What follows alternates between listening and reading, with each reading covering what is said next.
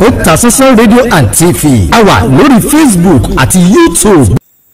ọ̀rọ̀ Portable ti dójú ẹ̀ o ọ̀rọ̀ Portable ó ti dójú ẹ̀ Portable ti họ́bó ó ti yàn kọ níbi tí ọwọ́ rẹ̀ ò pé tágbọ̀n ìjọba wọ́n bá Portable fà o wọ́n fi léde pé àwọn sì ń wá Portable ṣé ìjọba ò wá rí Portable mú ni àbí ìjọba ò tí ì ṣetán láti rí Portable mú tíjọba bá ṣetán láti rí Portable mú ṣe Portable wèrè olórin só lè sá mọ́jọba lọ́wọ́ ni ìbéèrè àkọ́kọ́ ò nìyẹn lórí ọ̀rọ̀ Portable náà fídíò kan jáde tí àwọn àgbààgbà tá a lè pè ní baba ń sàlẹ̀ fún Portable àwọn babaláwo àwọn onífá rẹ̀ àwọn oníṣègùn rẹ̀ wọ́n pe Portable sáàrin wọ́n sì péjọ lé Portable lórí wọ́n bá ṣàfá wọ́n bá pògèdè wọ́n bá ṣètùtù ẹ gbọ́ ṣé àwọn bàbá yìí ṣé wọ́n ran Portable lọ́wọ́ ni àbí wọ́n tó ń dákún ọ̀rọ̀ Portable pẹ̀lú gbogbo tí àwọn bàbá yìí ń sọ kí n tó tẹ̀síwájú mo fẹ́ mú ohun tí Saheed Ire ohun tó sọ lórí ọ̀rọ̀ Portable pàápàá bí Portable bó ṣe bọ́ sórí ẹ̀rọ ayélujára tó ń wẹkún mu tó ń sunkún kí ni Saheed Ire wí lórí ọ̀rọ̀ Portable màá mú wá fún yín ṣùgbọ́n kí n tó mú ti Saheed Ire wá fún yín ẹ jẹ́ á gbọ́ bí àwọn bàbá àṣàlẹ̀ àwọn bàbá àṣegùn àwọn bàbá aláwo onífá Portable bí wọ́n ṣe mú bọ àárín tí wọ́n ń pògèdè tí wọ́n ń ṣètùtù tí wọ́n ń ṣàfálé Portable lórí ẹ jẹ́ á gbọ́n tí wọ́n sọ ẹ jẹ́ á gbọ́n tí wọ́n wí káwò bó ṣe lọ.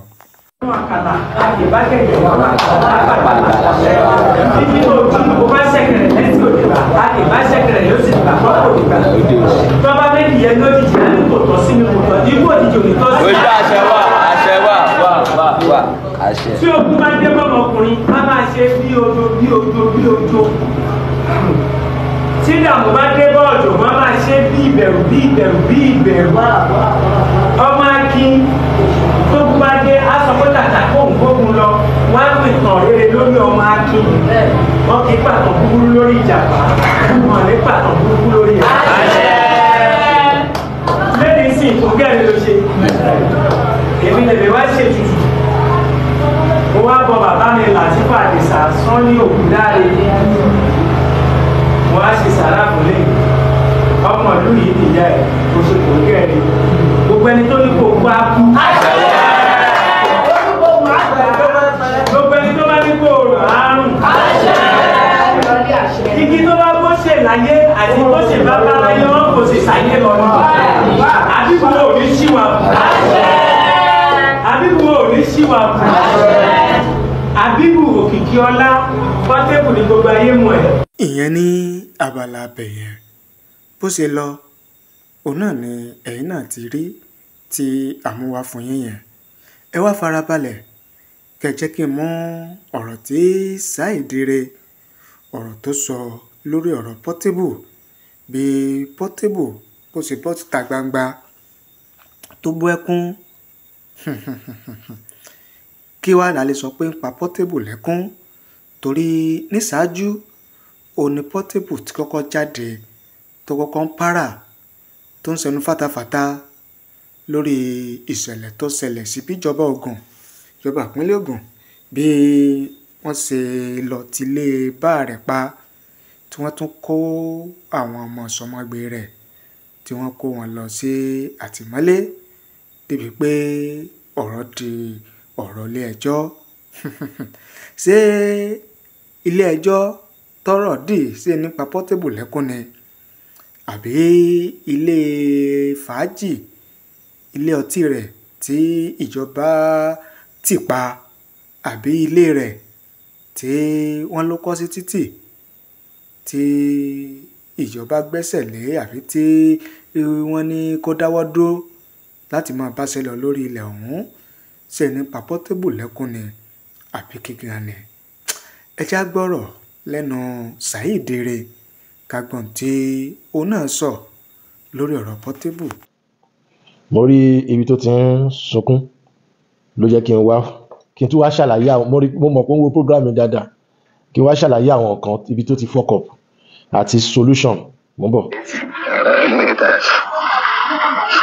ọmọ ṣàlẹ́ ọ̀rọ̀ bẹ̀rẹ̀ ní ìwà ọ̀rọ̀ tí ó wà ìwà ẹ̀yìn àdúgbò ìdọ̀dọ̀ tó ẹ̀kún fẹ́ kún ìdọ̀dọ̀ àṣẹ ń tè mọ́lẹ̀ báwo ni mọ́lẹ̀ tè mọ́lẹ̀ wà ní ẹlẹ́ṣẹ̀ àmì ìsìnká ẹlẹ́ṣẹ̀ nìyí wà ní ẹlẹ́ṣẹ̀ ẹlẹ́ṣẹ̀ bá lẹ́ṣẹ̀ ẹlẹ́ṣẹ̀ pẹ̀lú ìkúnlẹ̀ wà ní ẹlẹ́ṣẹ̀ àmì ìsìnká ẹlẹ́ṣẹ̀ nìyí. Ìgbà tí mo wo fídíò yìí body mi ṣe bákan but mo tún rò nídàkejì. Ọmọ tí Ọlọ́run bá tètè dá lọ́lá Ọlọ́run fi ṣàdánwò fún ẹni tí Ọlọ́run ò dẹ̀ tètè dá lọ́lá náà bóyá Ọlọ́run fi rẹ̀mí gúngùn fún, bóyá Ọlọ́run ti wo ẹ̀tì ẹ̀, Ọlọ́run dẹ̀ ti wo brain ẹ̀ lọ́lọ́run ṣe wò pé má ti jẹ́ dẹ́ni lóhùn. Ẹlòmíì ò mọ̀ pé àtàrà pé bọ́lọ́run ti ṣe dáhùn lóhùn gan kò mọ̀ pé fún àǹfààní ayé ara wọn ni, ìyẹn lọ́mọdé ni o. Portable kéèsì ẹ ò le tó gbogbo eléyìí, kéèsì ẹ kò le tó gbogbo eléyìí. Don't be an illiterate. Ìwọ fún ara ẹ ló sọ kéèsì ẹ dá tó fẹ́ máa dàbí pé bí wọ́n declare wanted. Case loyalty test lásán ló fail. O lè máa rò pé politics ni wọ́n fẹ́ dùpù ẹni wọ́n fẹ́ no. All we all know that it is very very necessary and important láti gba ìwé ilẹ̀ tàbí ilé tíyàn bá fẹ́, láti gba àṣẹ.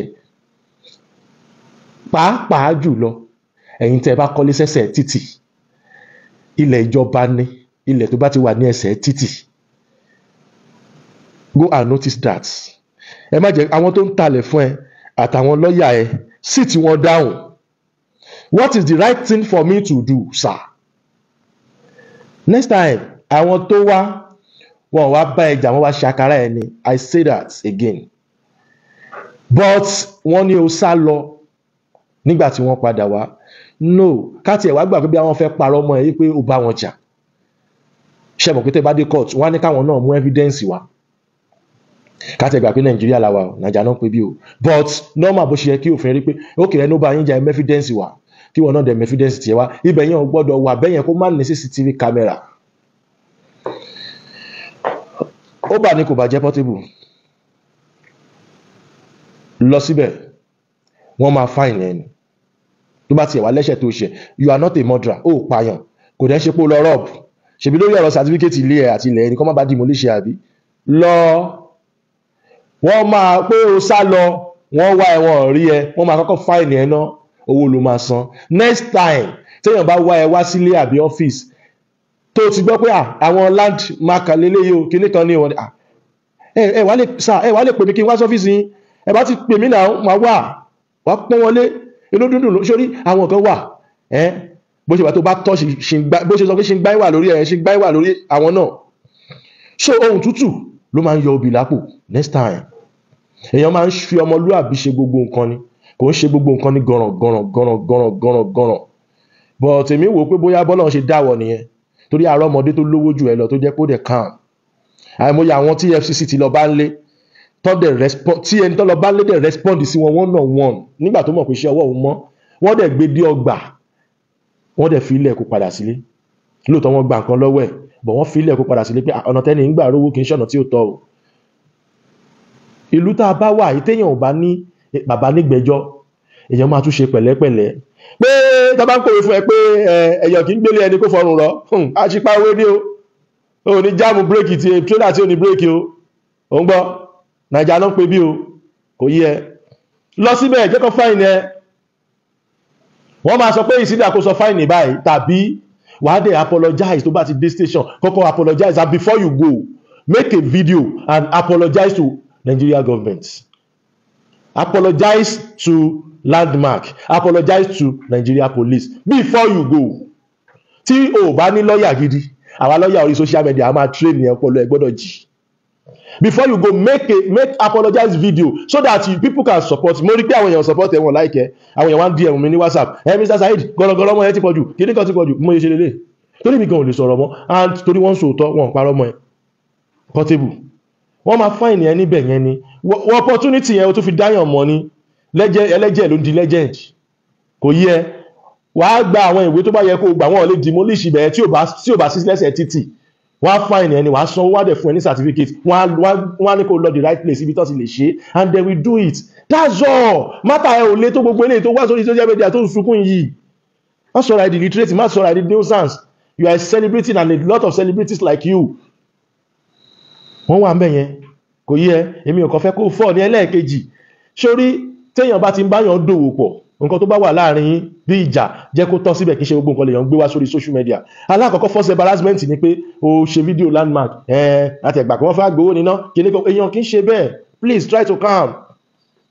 O ní bọ́ sọ́wọ́ o. Ẹlẹ́ẹ̀kejì tí wà àtàwọn ìyàwó ẹ̀ bá ń jà, don't ever post them to social media torí pé ń jà, you are a man of yourself. Ẹnu tó fi toast wọn ṣó lè fi bá wọn sọ̀rọ̀ kan gbọ́ ni. Torí social media ló máa post wọn wá ni. Ẹlẹ́ẹ̀kejì gbogbo àwọn promoters yẹn látorí kò gba gidi manager Òrìṣàfẹ́mi tẹ́ ti jà, go and make apologize. Ìjọba náà ni gbogbo àwọn tó ti ṣẹ̀ṣẹ̀ ó ti ṣẹ̀yàn gan. Gbogbo àwọn ọmọ tó ń wá sọ́dọ̀ ẹ̀ tó ń fún ní mọ́rò ẹ̀fún ní mọ́rò gbogbo àwọn ọmọ tó rò pé wọ́n ń gbé picture ẹ̀ wá yẹn CID lè wà nínú wọn. You have to learn before lend you in that way. Gbogbo àwọn tó ń gbé kíní ó ṣòro bá àwọn yẹn kọ́ wọ́n lè wá with information kọ́ wá gbé picture fún ẹ kọ́ fi ọ̀nà ẹ̀. Ẹ̀fún ní mọ́rò àwọn ìwà tọ́gì yẹn try láti káàmù ẹ̀ dáhùn o, pẹ̀lẹ́pẹ̀lẹ́ ló láyé o, kò yé pẹ̀lẹ́pẹ̀lẹ́, because people will not tell you all this because wọ́n rò pé tó bá dọ̀la wọ́n sì lè wá tọrọ oúnjẹ lọ́wọ́ ẹ̀. Ṣoré mi mo lè má lójú wa gan rí òun bàbá ẹ̀ ni mo jẹ́ mo sọ́rí gan mi lè wá sílé ẹ̀ wá tọrọ anything bàbá ẹ̀ bá ń gbé pé àwọn bàbá nínú bàbá Portable bàbá ẹ̀ lèmi jẹ́ o, mo sọ́rí gan. So èmi ò kí ń torí owó ilé tọ́lọ́ bá ṣe fún mi mo dúpẹ́ lọ́wọ́ Elédùmarè. So má ever downgrade obìnrin mọ́ ní social media. Mo ti dóyà ẹ̀ mo ti ṣe gbogbo àwọn ọ̀rọ̀ gbogbo yẹn, please stop it. Àwọn èèyàn ìwà yẹn máa jẹ́ káwọn big men àwọn chairmans kan avoid there now. They will be avoiding you because wọ́n ti mọ̀ pé bó ti ẹ̀mọ́ secret wọn gan tún máa kọ̀ kàrò gbogbo síta and everybody have their own secrets. Everybody ló mọ bó ṣe ń ṣọ́rí ara ẹ̀ àti wá bá ẹ limingu mọ́ máa hard. Try to take correction pẹ̀lú gbogbo nǹkan tá a bá sọ yìí ọmọ yìí lọ take correction pẹ̀lú gbogbo nǹkan yìí.